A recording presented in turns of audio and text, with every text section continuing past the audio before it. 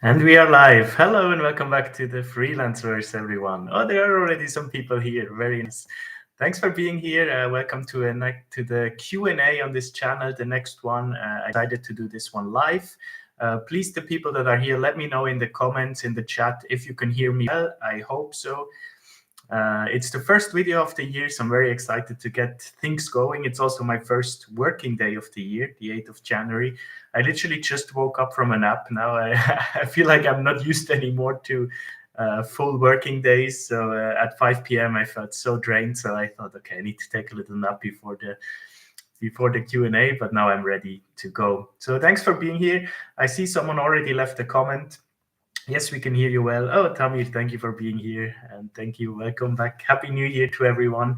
I just seen someone left a comment about hacking.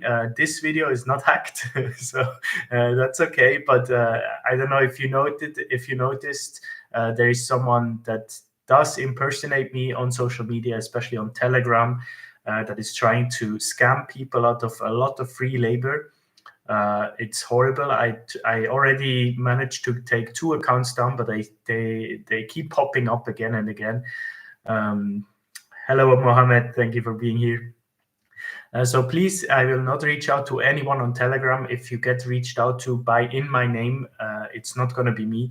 If I have a job, I will always reach out to people either through LinkedIn or through email directly. So Telegram is not me. I'm trying my best. I'm even talking to Telegram to take this stuff down, but apparently it's a perfect platform to do all this scamming. So I hope you had a good start to the year. I feel very motivated to keep going. I decided to do these live Q&As every second time I do a Q&A. So I do Q&As every 2 months. So basically every 4 months it will be live. So you will see me live 2 or 3 times a year this year. I think they're quite engaging, and it's a different form for me to make content, to interact with you guys as well on a more personal level. So it's always nice to see that people are actually here, and we are 11 people in the chat. Very nice. Tamir says, well, in a way, people impersonate popular people, so you can take that as a sign of being popular. Well, I guess, at a certain point when people are really like huge and famous, they just can't care about it anymore, right? Because I guess it happens to them all the time. But for me, I mean, it feels horrible when I see that people actually fall into the trap. And I talked to a woman who actually like worked a week of her life thinking she's working for me, and then she just didn't hear back from anyone, and of course didn't get paid.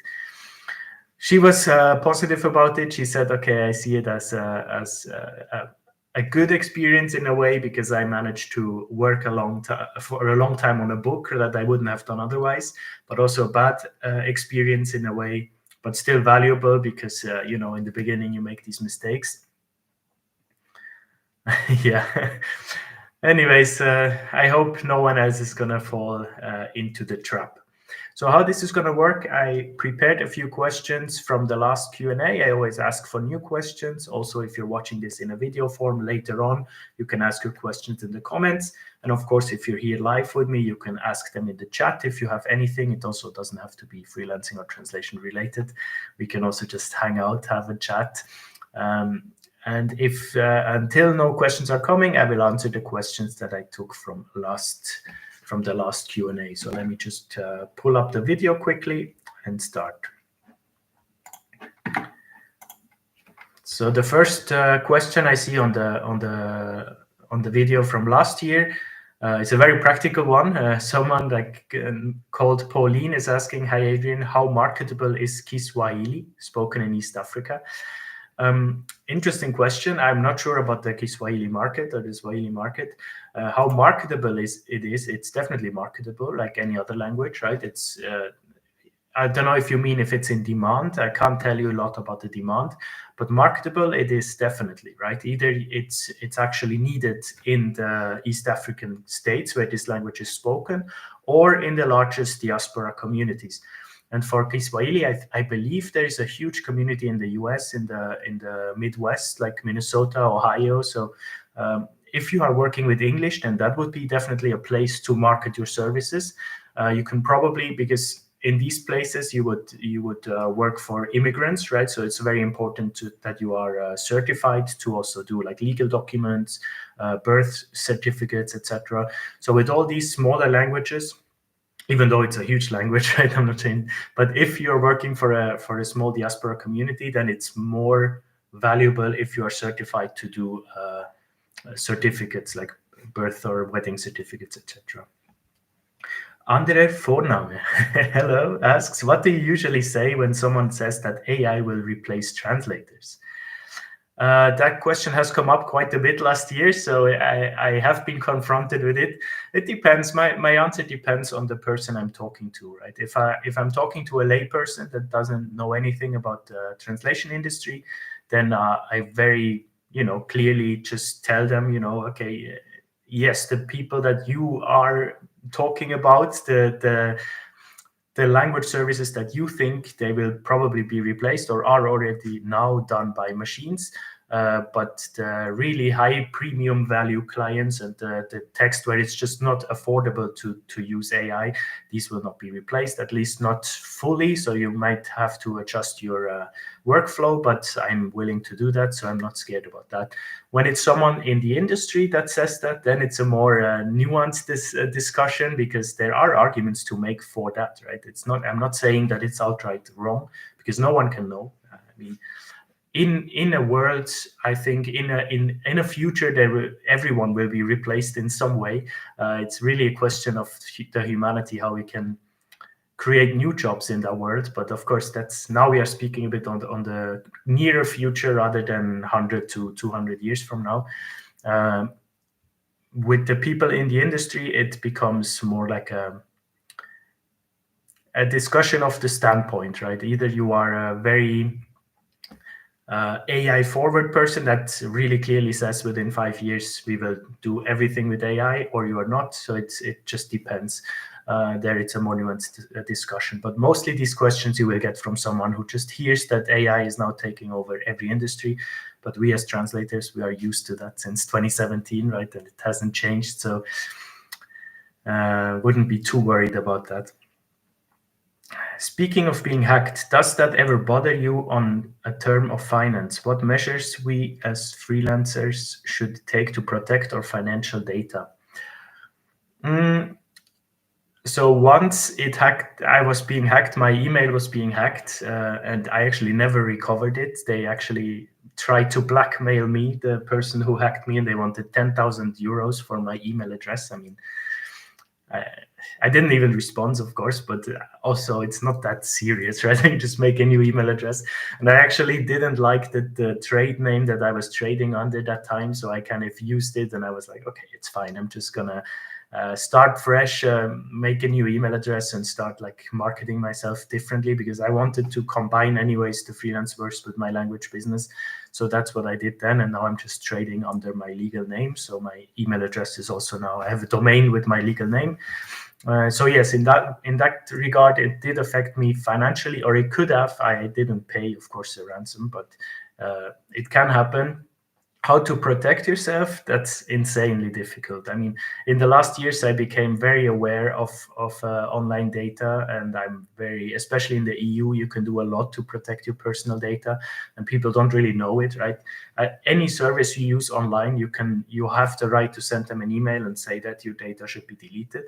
And I have been doing that frequently last year, because for every little thing you have to sign up nowadays, right? And I have a little email template prepared, and when I have to sign up somewhere, then after I just send them this email, please delete my data. I think it's going to be important, more and more important in the future, to take care of your online traces that you're leaving, especially with financial data as well. One thing that is really cool that you can do, I use Revolut, for example. If I buy something online, that's a financial service, and there you can create one-time credit cards if you want to buy something online, and it's just a one-time use. It's not a real card, it's virtual. You get the number, you can use it, and then it disappears. And the next time you can create a new number, and that's really cool, because then it can't be hacked. So that's something you can do. Sara Omran, hello. Your channel is like a treasure to every translator. Really appreciate your efforts. Keep going. Thank you so much. That's so nice to hear. Wish you all the best. Wish you too all the best. What I really want to know is how you use AI as part of your translation process as a professional. I used to get glossaries and information about different subjects, but do you use it differently? So there is now a very interesting tool on the market called Bureau Works, and I'm in talks with them actually to collaborate on the channel as well. It's a cut tool that very cleverly integrates AI into the workflow, and I'm now experimenting with it. I want to first be very very aware of it and use it in my everyday business before I start collaborating with them. But it's very promising. That's a way you can use it, for example, if it's really integrated into your tool already, right? So you don't have to actually go to a place like ChatGPT or Google Bard or whatever. Samsung is coming out with one very soon, and there your data is just always not protected, right? So it's very dangerous to work with client data in an open source tool.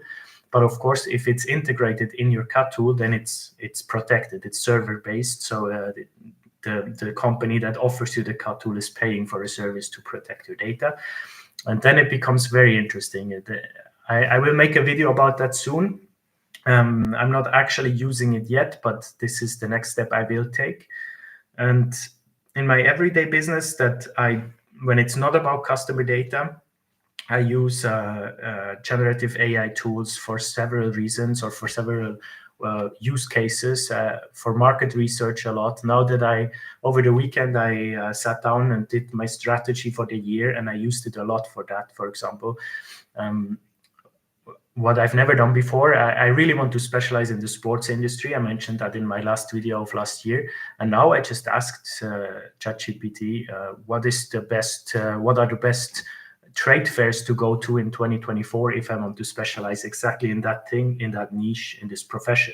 And it spit out 5 amazing trade fairs, and I went through them. I checked which one are actually valuable for me. So for these things, it's really useful, because I would have never found these trade fairs otherwise, right? It's really hard to do a very clear Google search to find what you really want. So it's like I use Gen AI tools as a Google search on steroids, basically, if that makes sense. Piano Sonata, thank you for all your knowledge, Adrian. I have always worked with agencies, getting a constant paycheck. Now I want to try pros, but I would like to avoid putting my real name there for safety, privacy. Is this a fair concern? Would it affect me negatively if my pros username is not my name? I mean, it's going to be found in the CV once they see it.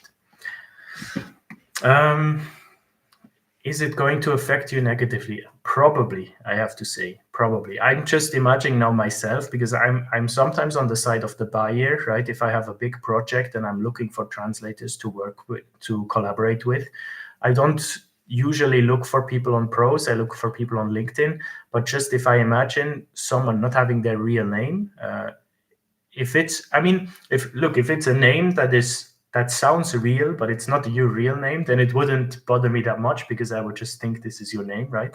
But if it's something like clearly fake, like just a different word, or maybe your trade name, your company name even, that would be a bit weird for me. And I don't think I would contact you in that, if that would be the case. And maybe that's not the same for everyone. I'm just speaking from the buyer side now, if I was on the buyer side. What is your concern if you put your name on pros? Do you put your name on LinkedIn, for example, or are you generally against putting your name online? That's perfectly a fair state, right? I know what you're scared of, so I understand. But your CV is probably uploaded somewhere as well, right? So it's always a bit of a trade-off. Like, are you really, really concerned about your name online? Then don't do it, because then this is your standpoint and that's it. But if you put it on other websites anyways, then there's really not really a point, and it's probably going to affect you negatively. If you choose another name, I would probably take a name that is relatively close to your name, or maybe you can have your first name in there and then the last name just an abbreviation, just the first letter. So, it's still personal, but you're not giving away everything. Maybe that's a way around it.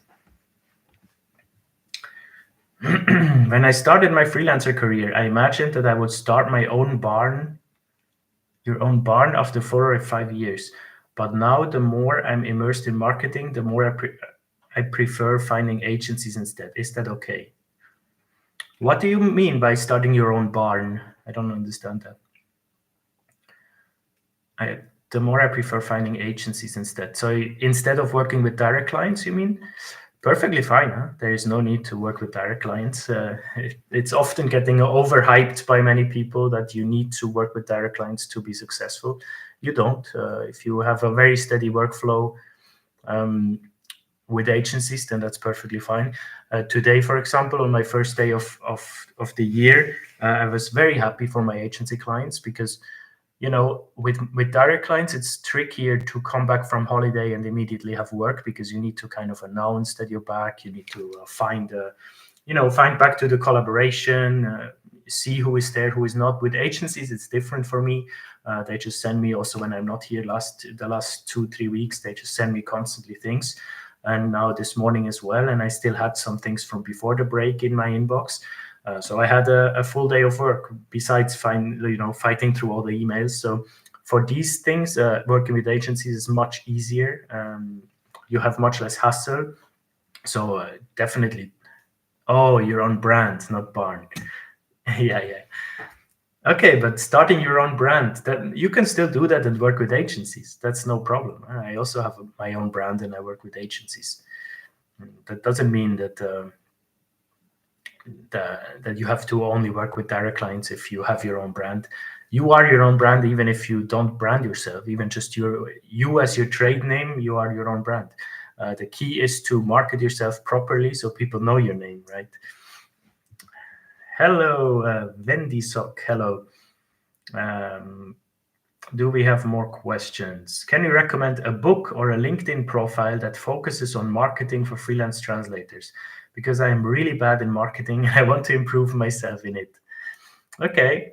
I don't think you're really bad, to be honest, because I see your name everywhere, so don't worry about that. It's nice that you're here. You're always here supporting the channel. I appreciate that a lot. The best marketing translators that I know in terms of content that they produce is Tess Whitty and Corinne McKay. So these are true translators that focus on marketing. They both have books, they have podcasts. Yes, Tess Whitty is working with Swedish, I think, with Swedish and English, and I'm not sure about Corinne. Also, I think she's English native. They both do an amazing job. If you go on their LinkedIn, they will probably promote their books as well. That's a good way to start, I think. And then, I mean, sorry for the alarm. I don't know if you hear it. Ambulance is coming. And then there are so many out there. I mean, if you're just looking for, I mean, I made a specialized video on marketing as well, right? With Belinda, Alessio, who else was there? Belen, I think. Yeah, I mean, all of these are experts in this field. I don't count myself as a marketing expert, even though I'm just, going my own way, trying to market myself somehow, and it tends to work. So sometimes with marketing, you also just need to find your own lane. It's hard to follow someone else's footsteps in terms of marketing, and also it depends whether you're looking for a translator specialized in marketing, as in marketing translation, or market yourself, right? Because some of the best technical translators out there are amazing marketers as well, but they don't translate marketing, if you know what I mean.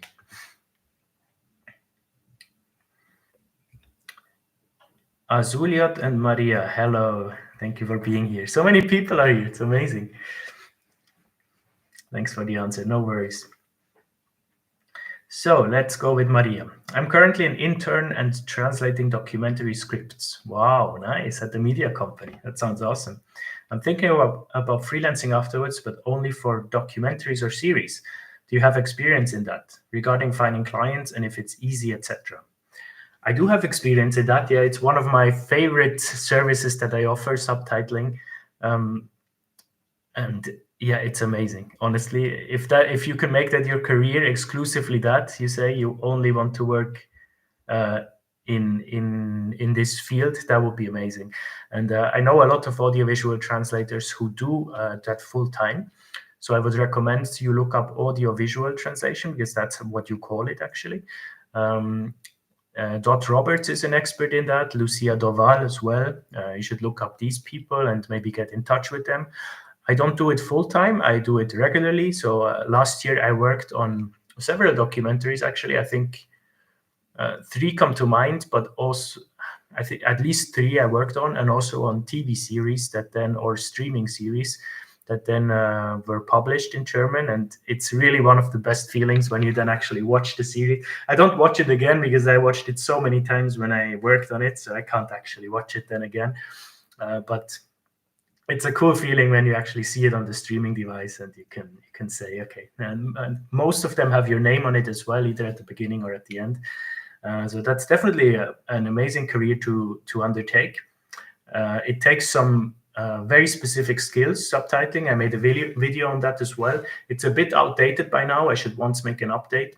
Anyways, I feel like this year will be the year of updated videos, because now I started in 2020 and now it's 2024, and I have a lot of videos on the channel that are outdated.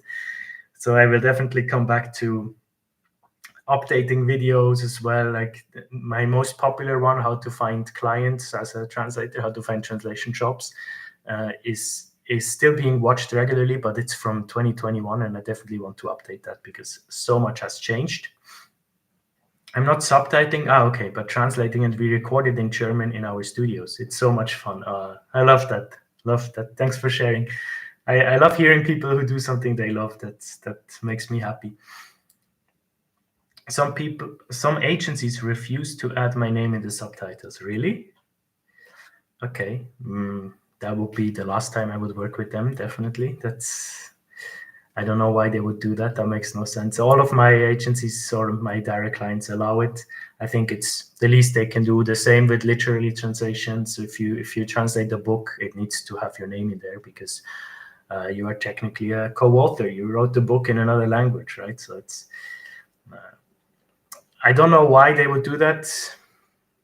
It's probably some legal reason behind it, and they just want their agency's name on there, right?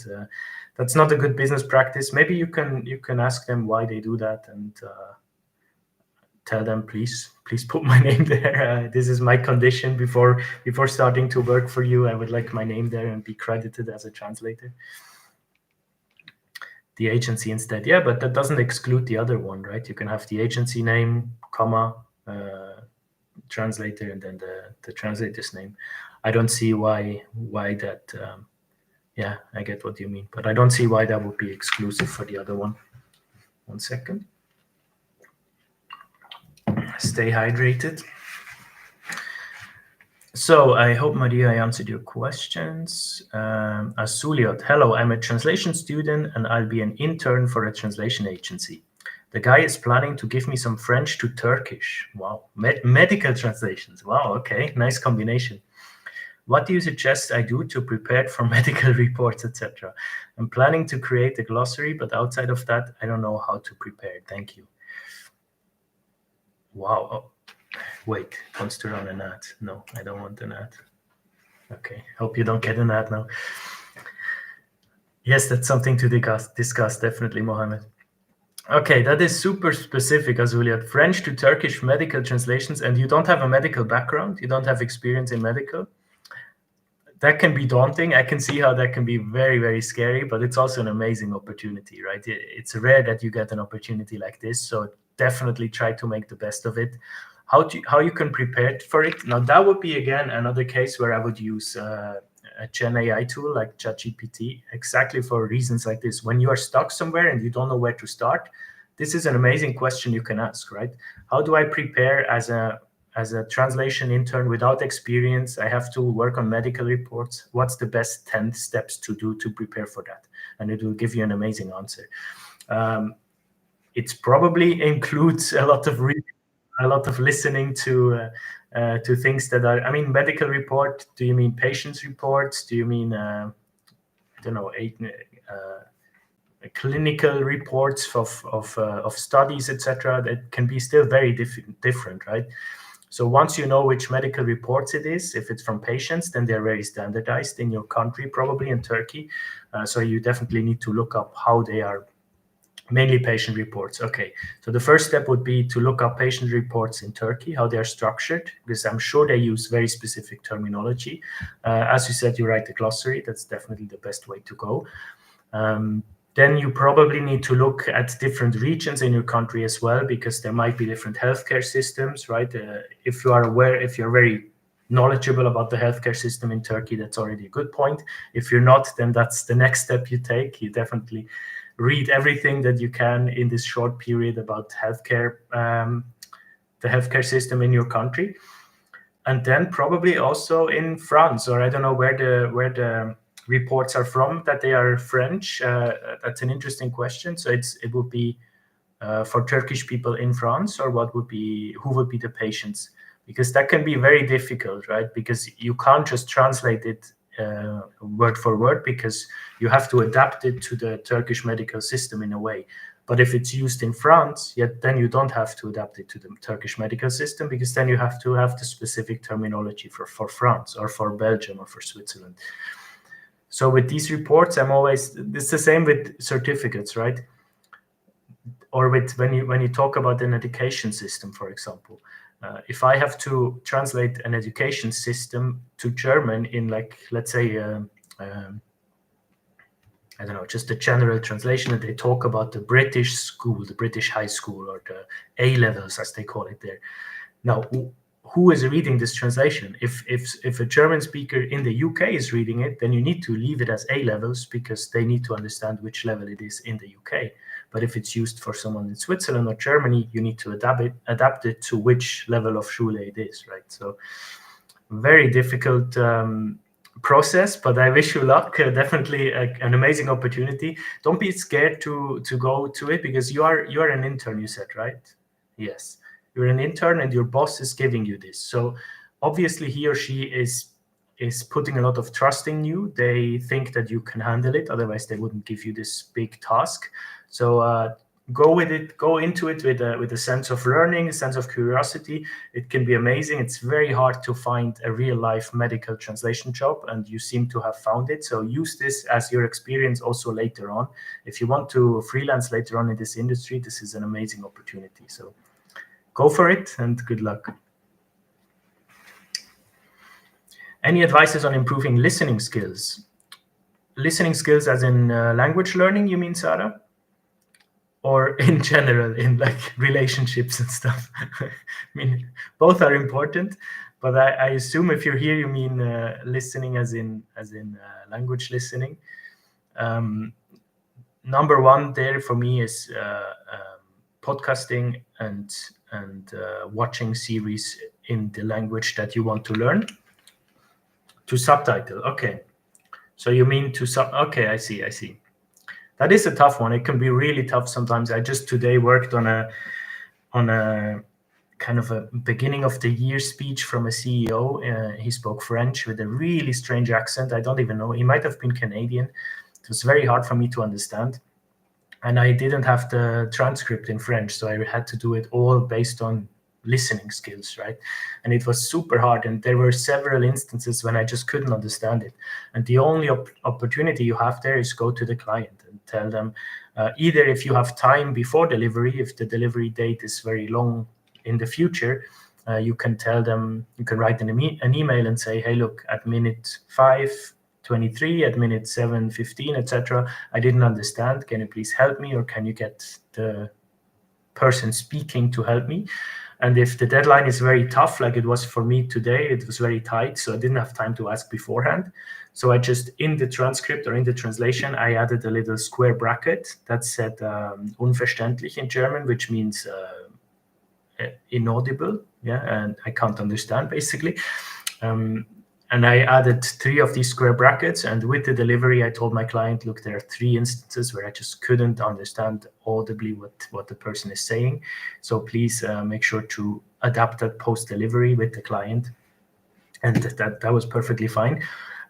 Improving skills is simply just practice, right? If you're watching YouTube a lot, if you're watching series on Netflix, etc., watch them in the language you are working from, so in your source language, and it helps if you're really at the beginning, it helps to read or listen to things that you already know. So if you have a favorite book or a favorite movie, and if you watch them in the specific language with maybe even subtitles on, that always helps. And you already know the context, you know what's going to happen. That's how you learn so much. And I don't know your age, but if you are under 25, then this is the best way to learn a language, because your brain is still a sponge and soaks everything in, right? If you're over 25, it's a bit harder, but it's still doable. But under 25, don't worry. You just listen enough, like listen something for a year, and you will just be fine, definitely. What else did we have? Tamir, another question. Did agencies' requirements for hiring freelancers change with the introduction of AI, or did it stay the same? The requirement probably stays the same, but they just need less people. It's simple as that, right? The requirements stay the same. Maybe it's tougher because they need less people, so they have probably higher standards, right? So I definitely see last year and this year that you have to be better than before. You have to stand out from the crowd to be able to succeed in this industry. It's not going to be simple anymore for the generalists, for the average, for the middle of the barrel translators to succeed. I really recommend. I mean, it's hard to hear, and it makes some people a bit scared, but I really urge you to become the top 25% of your industry, of your language pair, of your specialization, etc. Because then you will be perfectly fine, and you will be the better expert, and you can charge whatever you want, and it will be a nice life. For the other 75%, it will be tougher. Of course, it's hard when you're starting out to get there, but you being here, you being very involved in other sessions as well, in other community building sessions, you're very involved in building a network, practice a lot, and you can definitely get there, because the average, you have to understand, the average is not very good, right? The average of the world of translators, it's not a protected profession, so anyone can do it. So the average is not very good. So you're not, even if you're here, you're most likely not in the below 50%, right? So it's not a very high way to the top 25, if that makes sense. Kiara, hello. I've been doing freelance translations. Oh, wow, it's already 6:33. Okay, I have to hurry up. I don't want to make this too long, so let's take maybe 2 more questions. I've been doing freelance translations locally using the SmartCat cat tool. Very nice. It really helps when it comes to practicality, since I always do my translations manually. Do you recommend it? What do you mean manually? Can you explore that a bit? Or can you expand on that a bit? You mean manually as in not pre-translated automatically? I definitely recommend that, yes. If you have the time and if the client pays you enough, that's the best way of doing translation. You will be the most creative. You will achieve the best results, definitely. SmartCat is an amazing tool. I use it as well for some clients that directly work on the tool. I don't know if you do that as well. They have a marketplace there where you can find clients, and then they upload the text into SmartCat, and I get a notification there, and I can work in there directly without downloading anything. Like, and translate them in paper and then use the SmartCat tool to like digitize the text. Oh, wow. So you really mean manually. Okay. Do I recommend that? Probably not, to be honest. I mean, if it works for you, it's fine, but this is not really sustainable. It's not really scalable, right? Because it takes a long time. So if you want to scale that into a sustainable business that you can produce a lot of, because in the end you need to produce a lot to make a good living, right? And I don't see how I would do that on paper. Maybe you're a super fast writer, and that's possibly true. I love the idea. It's very romantic. I love writing on paper as well, and I do that in my free time, but in my business, I would not recommend it, no. I mean, do you think you're just doing it better if you write on paper?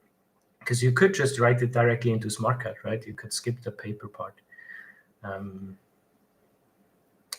Wow, Mohammed, are you surprised that someone is translating on paper? It used to be the norm, eh? It used to be normal. We had at our universities, we always had at least one exam that we had to do on paper, and it is interesting. It yields very different results actually. So I'm not completely against it, but just in a practical business way, it's just not feasible for me. Yeah, I love writing a lot. Yeah, I do too. I understand. And if you are doing this just as a hobby or as a side project to earn some money, then fair enough, do it. And nothing speaks against it. The only thing that does speak against it is productivity. I just don't see how you can scale it. Only one. I had to do all on them on paper. Really? All of them? Okay. Not me. All right. Andri, hi Adrian. I'm from Ukraine. I was an archivist of football videos. I managed to earn money online thanks to your videos, transcription, etc. Thank you very much. What? That's amazing. How did you do that? Or wait, maybe don't spoil it. If you have a if you have a money glitch, then enjoy it. Maybe don't tell anyone about it. But that sounds amazing. Archivist of football videos. I managed to earn money online thanks to your videos, transcriptions, etc. Okay, very interesting. I mean, fair enough.